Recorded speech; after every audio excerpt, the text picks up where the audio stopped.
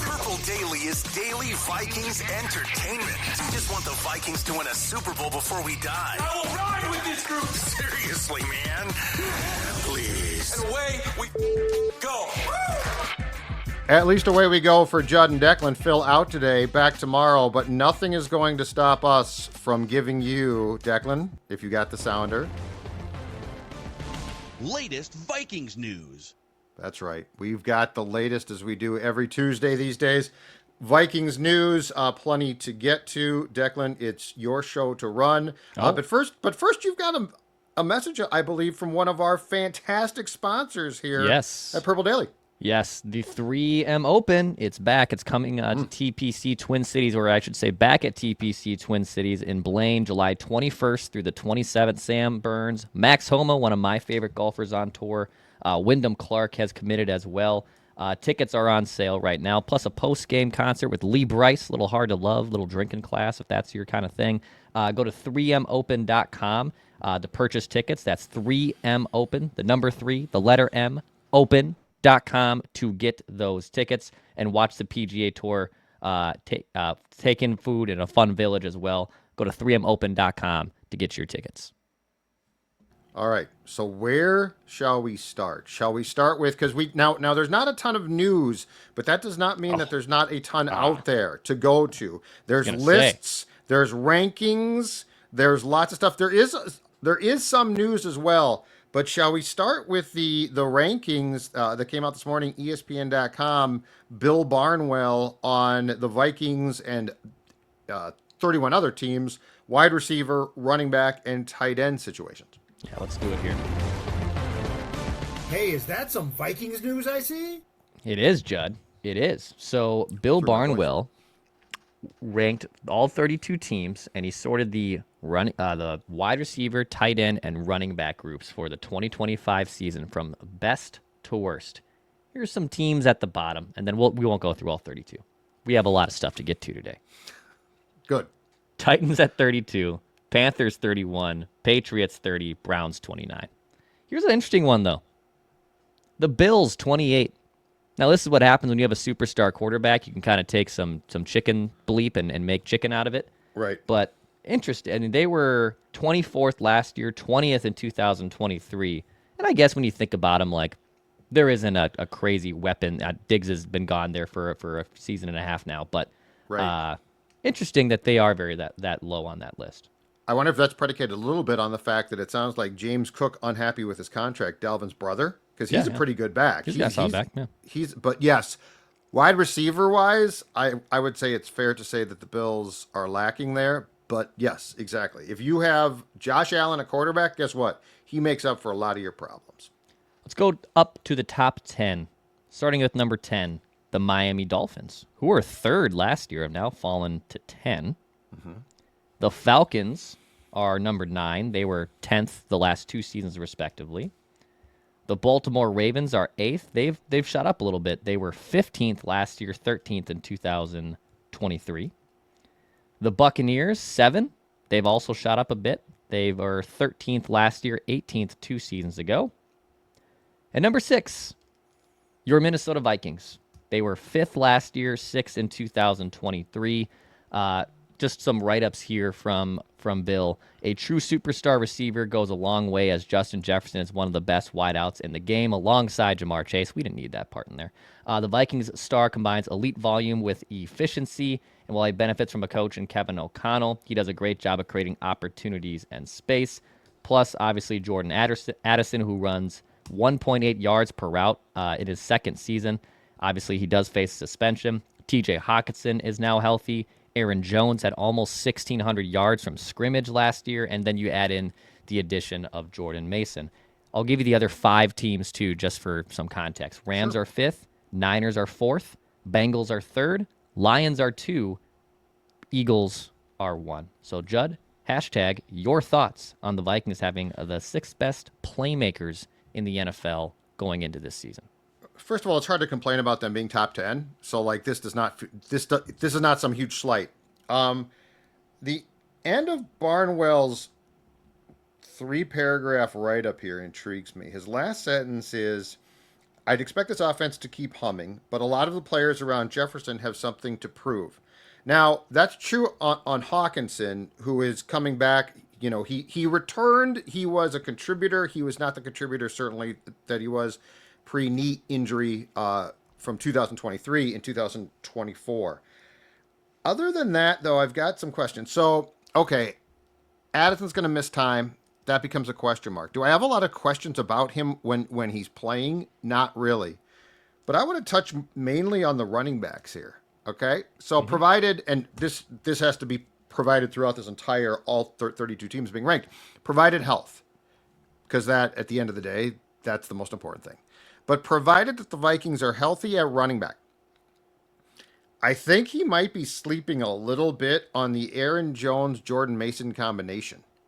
Now his point is, he writes about Jordan Mason. Mason was wildly efficient in San Francisco, but that team is running back heaven, and he also fumbled 3 times on 164 touches in 2024. Okay, fumbles can be a problem. But that being said, I guess I'm more intrigued by what this duo is going to do as a duo. Like, I'm not sure about you. I'm not thinking about this as like two separate entities. Like last year, right? It was Aaron Jones was your guy. Ty Chandler or Cam Akers would replace him at times, but it was very much the Aaron Jones show. Yeah. And Ty Chandler or Cam Akers was a supporting player. In this case, I don't see that. I think they're both going to be used a lot. I think that they're going to form the type of duo that the Vikings have not had. And I know, Dex, technically in this exercise, we're just talking about certain positions, and offensive line is not part of that conversation. But it's sort of hard to look past the fact that you redid your entire interior offensive line. And if you get the production from those 3 guys that you're expecting, your run game shoots up as well. So the Hawkinson sort of trepidation I get, Addison being suspended certainly would make a difference. That's not great. The running game to me, though, as long as O'Connell continues to be consistent in using it, and he did use it more last year, I guess that's where I think that the Vikings are going to have a potential breakthrough that we have not seen since O'Connell got the job in 2022. So here's my biggest question, and I don't think we can really have it answered until we have a few games played in the regular season. So Mason doesn't really catch the ball at all. And now, that doesn't mean he can't catch the ball. Like, maybe there's something to be unlocked there. But even like going back to college, right? Like he never was really a threat catching. Aaron Jones, a very good pass catching dual threat back.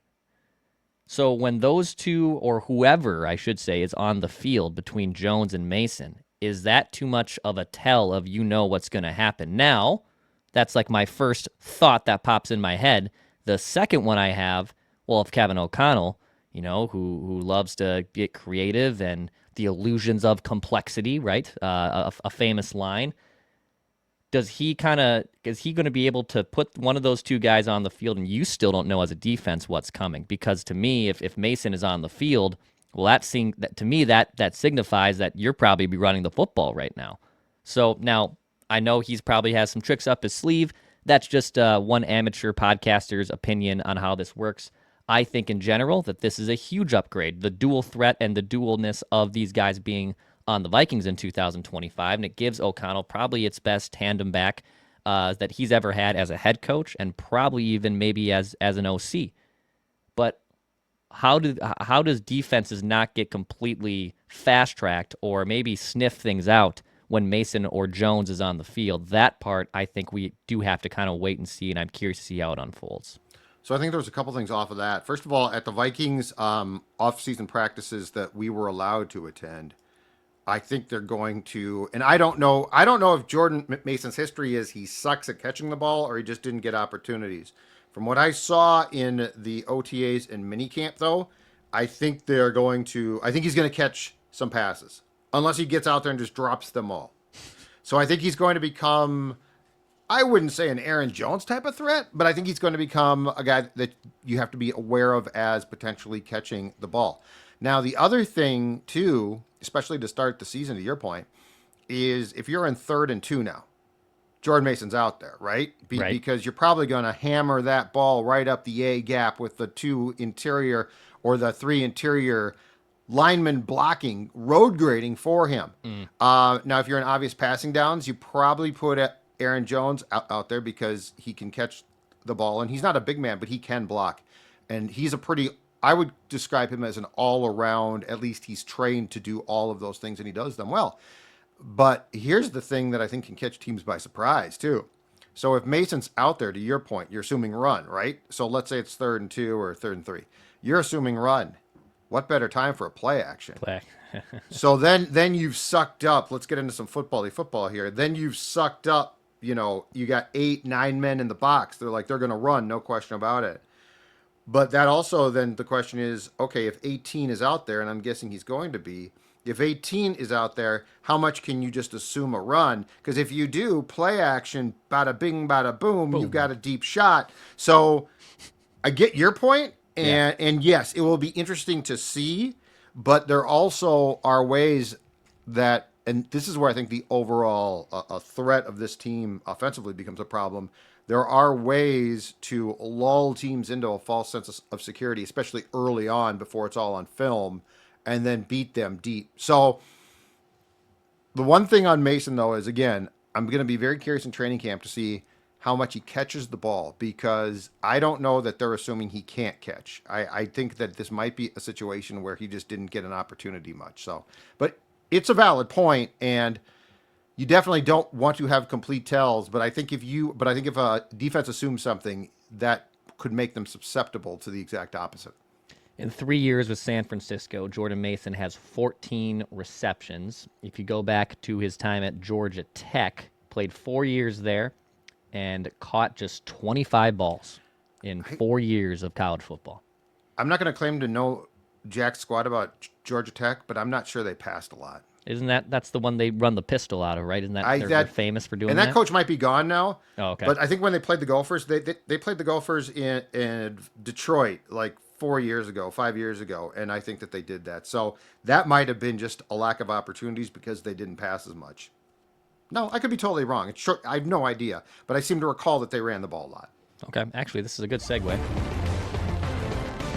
Anybody got any Vikings news? Yes, I do, Judley. I do. Jeremy Fowler of ESPN, speaking of rankings, ranked the top 10 running backs for the 2025 season. Saquon Barkley, number 1. No surprise there. Derrick Henry, number 2. Jahmyr Gibbs, number 3. Bijan Robinson, number 4. Christian McCaffrey, 5. Josh Jacobs, 6. Jonathan Taylor, 7. James Cook, 8. Joe Mixon, 9. Alvin Kamara, 10.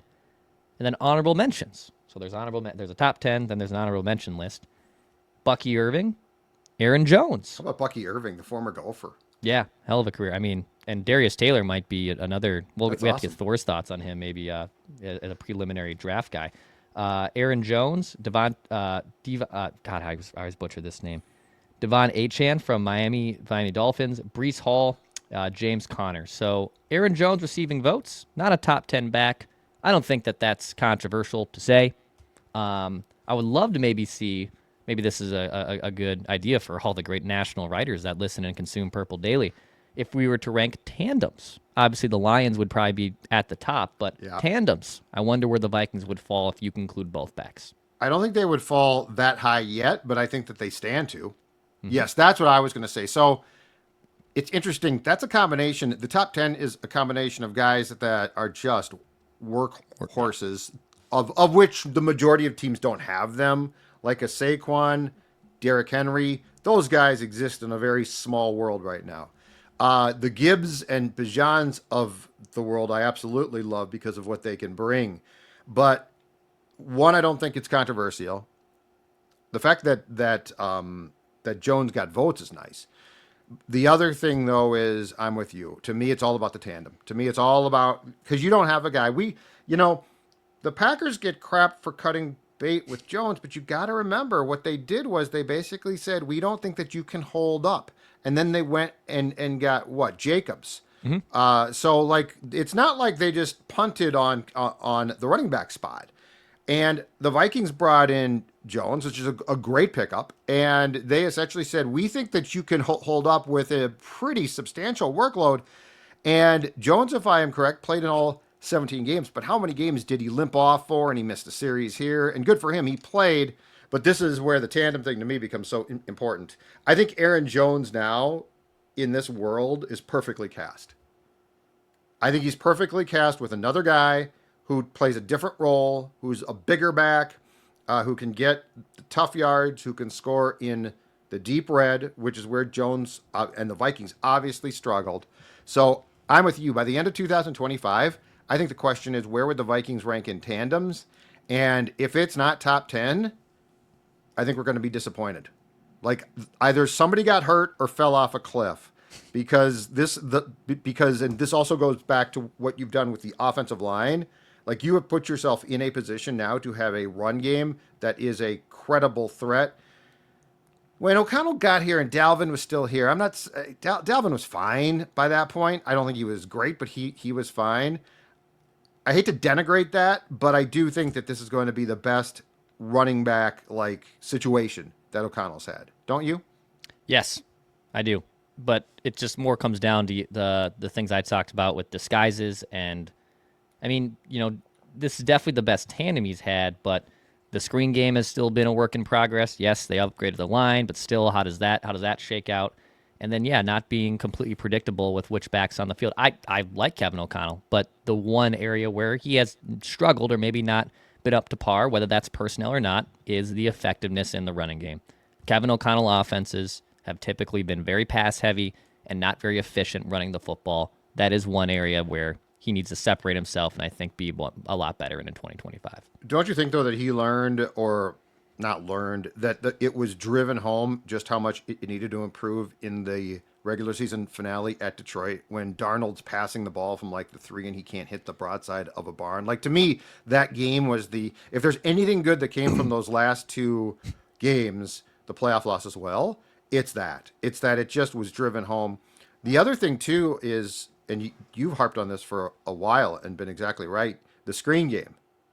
How much does the upgrading of the interior of the line now, because those guys are a mammoth part of that, right? Yep. How much does that now give you a better screen game? Because that's the one thing is there's no reason why the Vikings don't have a really good screen game. Zero. Yeah, it makes no sense. Makes zero sense. So, yeah, exciting one to watch. I love Vikings news. That's right. Who doesn't love Vikings news, Judd? Just keeps coming. This one from Stefon Gilmore, a veteran quarterback who spent last season with Minnesota. Gilmore, who remains a free agent. He went on the Money Down podcast. That's right, the Money Down podcast. Who hosts this podcast? I never heard of the Money Down podcast, but this is interesting. I'm pulling this up right now. The Money Down podcast in Rock Hill has 1,000 subscribers on YouTube, on the Believe Network. Okay, hosted by James White, Sorjon Shelton, and Warren Herring. All right. The Money Down podcast. So the former Vikings corner said, quote, "I want to play this year. It just got to be the right situation. It's got to be the right situation for me. I'm not just going to sign anywhere. I still love this game. I can still contribute. It's just got to be the right place." So Gilmore last season played in 15 games with the Vikings. Former Defensive Player of the Year back in the day with the Patriots, a former first-teamer. Last year played in 87% of snaps with the Vikings. But still out there as a free agent, turning 35 years old, I believe. Yeah, 35 years old on September 19th. Is this someone, as training camp leans, and maybe they don't like the cornerback room, they bring in, Judd? Or are you kind of out? Are you just kind of out on Stefon Gilmore having to return to the Vikings? No, I'm not out. And I think that he basically, I think, took the same stance a year ago. Because if you recall, training camp started, he was not signed. It's brilliant. He's training. Brilliant. He's on his couch, right? Mm-hmm. And a guy like Stefon Gilmore does not need training camp. Like, he needs some ramp up. He does not need the full. I would not be shocked at all, given what he said, if he has at least told the Vikings, I'll be available. Do not call me before August 15th or something like that. And if a guy gets hurt, which is clearly a possibility, we saw Mekhi Blackman go down with a torn ACL on the opening day of training camp last year, or a guy struggles, I would bring him back in a heartbeat. He knows the system. He's a pro's pro. He's 35, but I mean, I didn't see a lot a year ago where I said, oh my God, he's not good still. You know, he's incredibly smart. He probably makes up for the athletic ability that's waned. He probably makes up for with smarts. So I'm not sure about you, but this to me would be a great security blanket.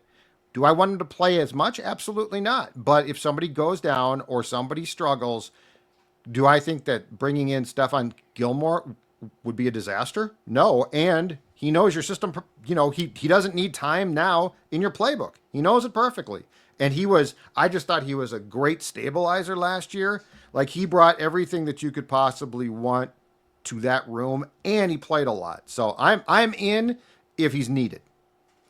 Pulling up the PFF grades here on the veteran Stefon Gilmore. Last year, had a 63.9 grade. That ranked 93rd out of 222 cornerbacks, so a little bit above league average. In coverage, let's see here, he had a 60 grade. That ranked 117th out of 222, so a little bit near and below the average one. On the run defense, though, very solid. Run defense grade, 28th out of 222 cornerbacks. So there's something there, and I think with Flores knowing who he was, being in the system, it wouldn't be shocking to me. I think they'll give every right to their internal dudes to take the step, and hopefully they don't have to call Stefon Gilmore. I think the good thing is I would be very surprised if he signs before training camp. It worked out really well. Somebody somewhere is going to get hurt, and if he wants to play, he basically can say now, well, hey, I joined the Vikings, I think at some point in August of last year, so it worked out fine. He does not strike me as a guy who wants to be with your team on day one of training camp, and at his age, I don't blame him. I actually think it probably helps him not to be. So, yeah, this one piqued my curiosity because until Shaq Griffin signed a couple of weeks ago with Seattle, I was like, both those guys are still there, and it would make some sense. So, if the opportunity arises where a corner is necessary and the Vikings want to go to a guy that they know, I would be in on this. All right, we're going to get to a juicy one here. So Very much Vikings juicy news. Vikings news nugget that came in this morning on our old friend Kirk Cousins. Quarterback dropped. Excited to watch some of this. Quarterback just dropped. Yeah, this is the first year because we had Kirk 2 years ago as a Viking and then Justin Jefferson last year. This is the first year where, like, the first day it drops, I have not been sitting there with the clicker in my hand taking copious notes. Which I'm sure the sports dad will be doing here in the next hour or so. I got a lot going on. Got a lot going on? Okay. Dog needs a walk. Dog needs a walk. Still likes quarterback, I'm sure. She a Joe Burrow girl? She loves football. Loves football. Okay. That helps. Hey, by the way, if you're looking for some golf this year, go to the Meadows at Mystic Lake. Maybe you're coming up for a Vikings home game this year, and you're looking to play some golf. Bringing your sticks with you. Go to golfthemeadows.com to book that next tee time. It's one of the best courses around. It's about 35 minutes south of U.S. Bank Stadium in Prior Lake, Minnesota. So maybe if you're coming up from the south, you're coming up 35, you can still cut across there, get up to 169, and go golf the Meadows. Plus, they have a great pro shop, and right now even an awesome patio. Huge, expansive, ginormous patio, so you can get a cold one right after your round. Go to golfthemeadows.com to book that next tee time. Judd, tell us about Butcher and the Boar. I certainly will. Speaking of juicy, you want to talk about juicy. You want to talk about delicious Southern-style hospitality, some of the great food out there. Well, then I want to refer to you to Butcher and the Boar, North Loop. Absolutely fantastic. If you've eaten there, you know how good the food is there. And now, not just great food, but also great company because they have put in an enormous outdoor patio at their North Loop location that you can check out. It's a perfect stop before a Twins game. In fact, it's gorgeous. It's Tuesday. The Cubs are in town. If you are going to a ball game at Target Field, Butcher and the Boar close by. Great drinks, great craft cocktails, great food. What more could you want? Butcher and the Boar, North Loop. Check it out. Tell them the sports dad sent you and see what type of look that you get because the waiter might have no idea. But I just want you to do that for me. Tell them, Sports Dad sent me. And if they don't know, you tell them to watch Purple Daily. That's right. All right, more Vikings news here. Latest Vikings news. So we just mentioned the second season of Quarterback dropped today on Netflix. Kirk Cousins being one of the guys in there. And Kirk Cousins said he might have re-signed with the Vikings had he known the Falcons would draft a quarterback in the first round. Cousins said he felt, quote, a little bit misled when the Falcons took Penix that high. Here's some of the quotes from Cousins during that episode. And again, you can probably check this out on Netflix. Here's what Kirk said. Certainly, if I had the information around free agency, it certainly would have affected my decision. I had no reason to leave Minnesota with how much we loved it there if both teams are going to be drafting a quarterback high, but I've also learned in 12 years in this league that you're not entitled to anything. It's all about being able to earn your spot and prove yourself. He also went on to say, the information I had at the time, I made the best decision. You also know that if you sit down week 10 and take 2 or 3 weeks or more to let it heal, I think he's talking about his arm issue he had, you may never get your job back. I remember reading Drew Brees' book back in 2010 when he first wrote it, how he made the point that he tried to never let the backup see the field, even if that somebody who was already no real threat. He just felt like you should never do that. Doug Flutie taught him that. So, Kirk felt misled. Felt a little misled when the Falcons did that, Judley. I'm going to shock you here. I'm not going to get back into Kirk, okay? So misled, was he? Maybe. I don't know. I don't care. But let's talk about the what if. Let's talk about that what he said. Because think about where the Vikings might be right now, not just from a quarterback standpoint, Declan, but also a contractual salary cap standpoint. And I think there's no question, there's debate about this. I think Kevin O'Connell wanted Kirk back. Mm-hmm. I don't know the Kwesi did, but I do think at the right price, which, by the way, would not have been a discount. It would have been it would have been probably a little bit more of a favorable price to the Vikings, but it would not have been some enormous discount. It would not have been the Sam Darnold $10 million contract. So just think about this for a second. Just think about if Kirk, because, I'm going to guess that Kirk easily could have said, I'll come back. Don't know what the offer was. I'm sure it was multiple years. I'm sure it probably involved a no trade clause. And O'Connell liked him. So let's just give some thought to this, because then you don't draft McCarthy, because I know the Falcons did, but remember, the Vikings never did this to Kirk. Look at Kirk's backups. So if they had drafted McCarthy, I don't know. I won't assure you that wouldn't have happened, but let's just say it probably does not. Doesn't mean they don't take a quarterback at some point, but I don't know they take one at 10, or I think their original spot was 11. Let's go to the salary cap. So now you're more up against it, especially with the Jefferson contract. You're more up against it. So if this offseason, if this march of spending works out, you don't do that if Kirk is here. You started Darnold and won 14 games. So it's hard, and I know that at the end it collapsed, but there's certainly, I can't sit here in good conscience and say, if Kirk Cousins had been the quarterback against the Rams, the Vikings win that playoff game. So you just go to what the Vikings might have been. Like what might, and I'm not saying that they would have been bad, but I am saying it would have been different. And Darnold balled out with O'Connell instructing him. It was impressive. So if Kirk comes back, you're going into, I think for sure, another year of Kirk in 2025. And I guess my question is, where is your franchise? Because Kirk would have hamstrung you from making certainly a lot of the moves that you made in March when you were flush with cap space. And the other factor here, and this is not Kirk's fault, it's the Vikings' fault, is some of your sketchy drafts since 2000, or draft picks since 2022 decks.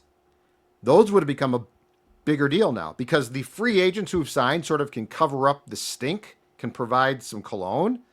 But if you have Kirk back, then you probably can't sign all the guys or many of the guys that you did. So, like, where does your 53 stand now? It is a very, very interesting question. And I guess I'm not surprised by Kirk's comments, but it really does make you stop in your tracks, because I think that O'Connell wanted Kirk back. I think that was his first choice. There are some who don't agree, but that's my sense. Yeah, I think he probably would have gotten though only like a 1 year or 2 year deal, right? Like they wouldn't have re-signed him.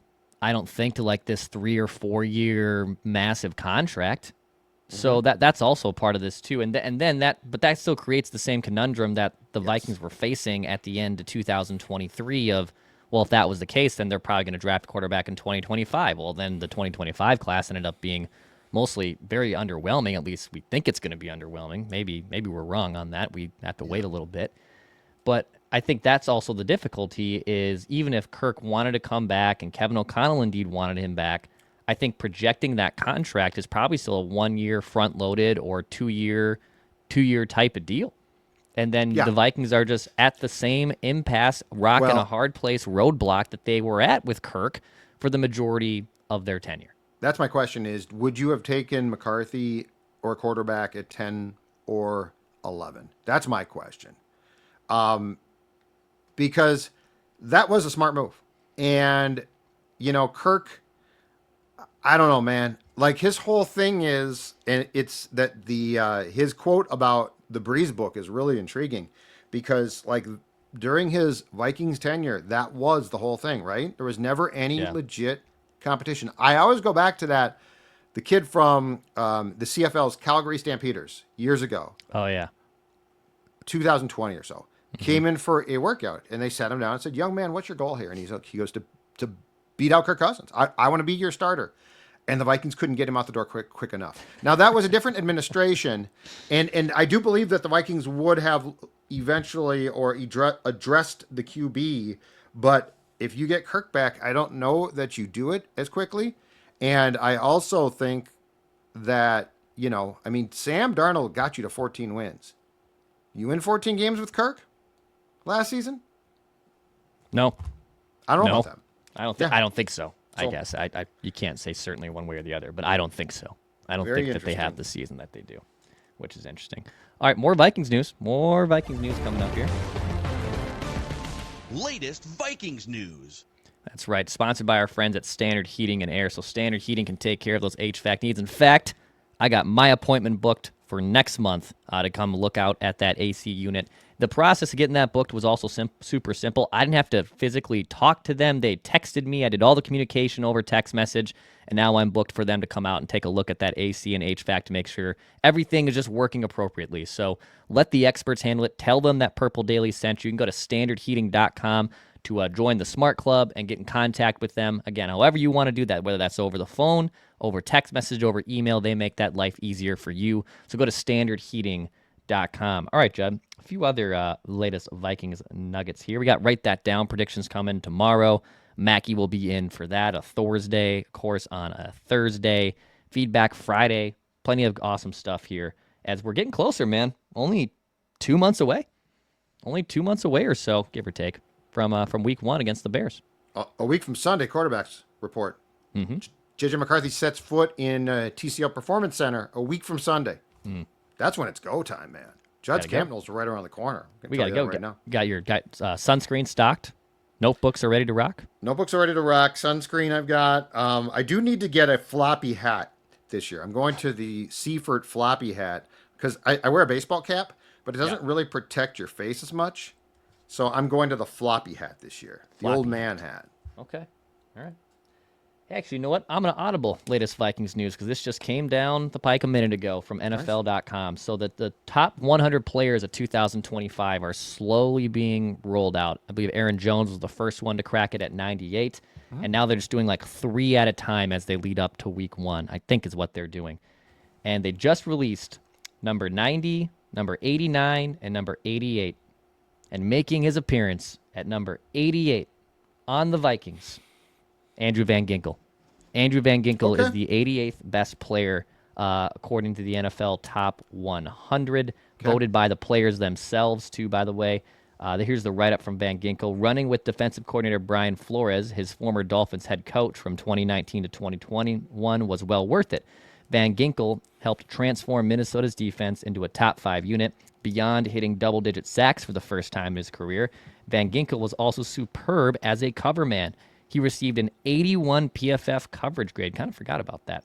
sixth among edge rushers, and was the only player in the NFL to nab multiple pick sixes. The Vikings know exactly what they have in him, too, and they extended him through 2026 in April. And one other note from Van Ginkel here.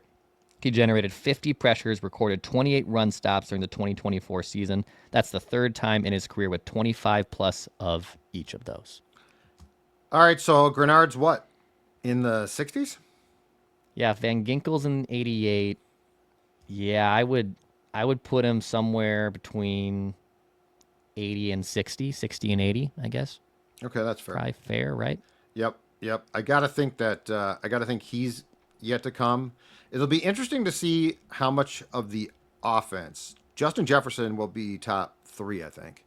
But outside of that, like, who else cracks it? So Cook is 98, you said, right? Yep. Or not Cook. Jones. Aaron Jones. Yeah. Dalvin Cook is not playing anymore. Aaron Jones is 98. So Jefferson will be top 3, I think. You think, though? I think so, too. But last year was like 18. Oh, boy. Well, I guess quarterbacks... The problem is we put too many QBs in just because of the position that they play, and I don't know that they're all deserving of being top 5. Okay, so let's just say then, to your point, let's say that Justin cracks the top 10. That's fair, Sure. right? Yep. So Justin Jefferson cracks the top 10. Mm-hmm. Hawkinson might not make it this season. I don't think he will. And the Darrisaw didn't make it last year, I don't believe. That's ridiculous. And he only played in, 8 games this past season, so that's going to be tough. Well, but if you go against him, he's got to make it. Like, if you played against that dude, he's got to make it. Mm-hmm. But, yeah, he'll probably... Boy, if he makes it, it might be fairly shortly now because of your point about the time missed. I wonder if he would be in the 70s or something like that. If he's healthy and he plays all 17 games, I think he's in the top 25. I mean, he's a hell of a left tackle. Yeah, he's one of the best left tackles in the NFL. Grenard will be in there. I don't think Brian O'Neill, I could see him being a top 100 guy, but at this point, probably if he's not called now, I don't think he is going to get called again.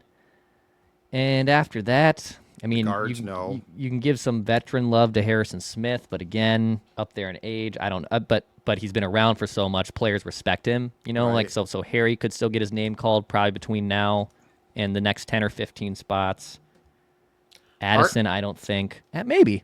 Hargrave and Allen in their day, I'm sure were in this list, but they both missed a substantial time last season, and they're older now, so my guess is no. Old?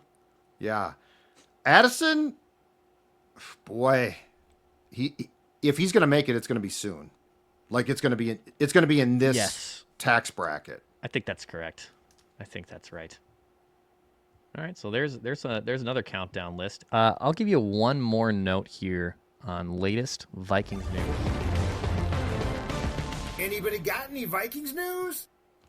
So I want to preface this by saying this is not something Judd, myself, or Phil would ever do. I'm just highlighting latest Vikings news, and I'm also highlighting individuals who live a reckless speculation lifestyle like we do across our platforms. Yeah, this that is not disclaimer, news.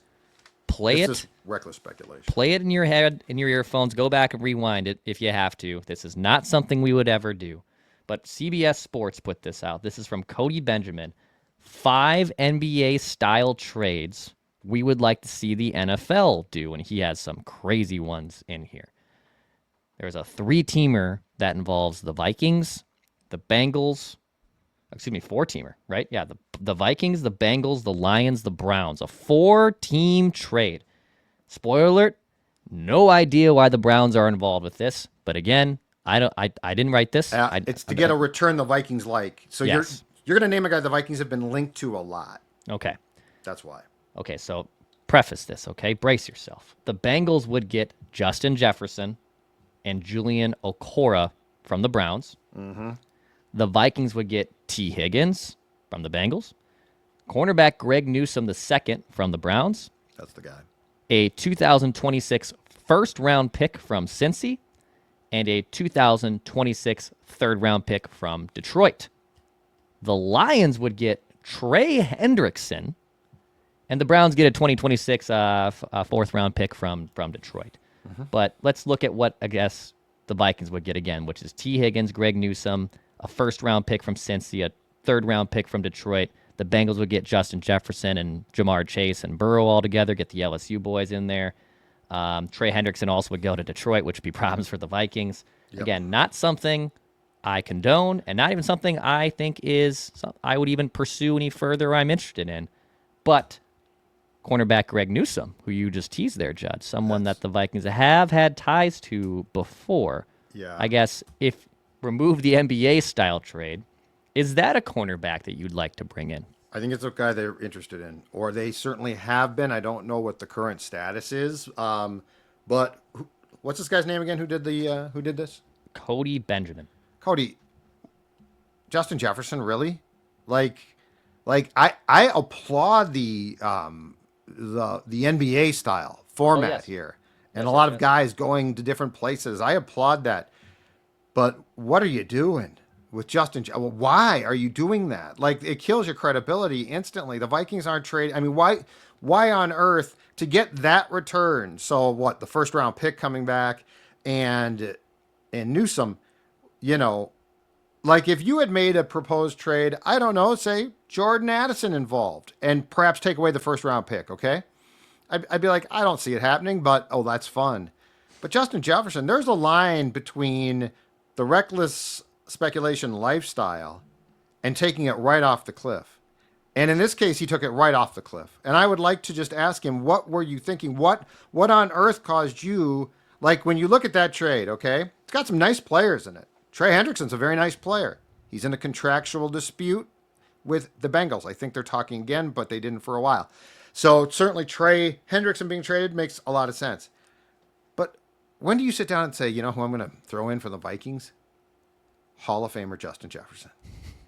Again, you had the makings of a really cool idea, and you ruined it by throwing one guy in. And I'm sorry, but a first-round pick, the Vikings are in a win-now mode. So a first-round pick coming back here means, like, it's great, but it means nothing ultimately. So, Cody, I feel like you need reckless speculation lifestyle rehab. I feel like you need a little bit of help from us here in how to do this properly. Ooh. Because I love the idea of like what you did. Your execution stunk. Man, coming in hot there. It did. I'm like, why would you do that? Why would you put Justin Jefferson in there? Like, and if you're going to put Jefferson in there, T. Higgins, screw that. Put Jamar Chase in there. like let's just go crazy. Okay. Right? And also, yeah. I can see that being a thing. I mean, I think it's good to talk about this because like as a veteran of this lifestyle, yep. Like this feels like a reckless speculation OD. We took it too far. Oh wow. Okay. But Greg Newsome, someone that would be something. Yeah. If you were just doing a swap there, or yes, what would you do? Day 2 pick, 3rd round pick. That's a good question. What his value is right now? Third round pick's pretty third. So yeah, probably the ceiling, a 3rd round right? pick. Yeah. I wouldn't give a first or a second for him. Oh, I wouldn't give up a first round pick. No. But yeah, he's definitely a guy that the Vikings have sniffed around. I'll go back to my point from before. I think the Vikings are far more comfortable with the cornerback room going into training camp than we are. And I think if something goes wrong or there's a player that they don't see the production from, they could definitely make a move. But I don't think they're sitting there right now nearly as concerned as the fan base is. See that being the case. Justin Jefferson. Come on. Well, there it is. There's your latest Vikings news here on Purple. Great work. Fine work. I love Vikings news. Mm-hmm. We do love Vikings news. Again, write that down. Predictions. Tomorrow, Mackie will be back for that one, which will be very exciting. Hit the like button, subscribe button here. This is Purple Daily Vikings entertainment. We got plenty of Vikings news. We had a great response to the All-Jag team from yesterday. And I think it sounds like, after we teased it a little bit yesterday during the show, the All-Bus team might be next. And by All-Bus, I don't mean Hall of Fame bus. I mean no. bus. You don't mean in Canton. You mean Troy Williamson, Erasmus James, Christian Ponder. This actually will not take nearly as long as the All-Jag team was difficult because, as we explained, it wasn't necessarily like shade at guys. No. Well, yeah, I threw shit at my guy Ray Edwards, but that was fine. I don't think I threw You both that much tried to shade put him at on there. I defended him.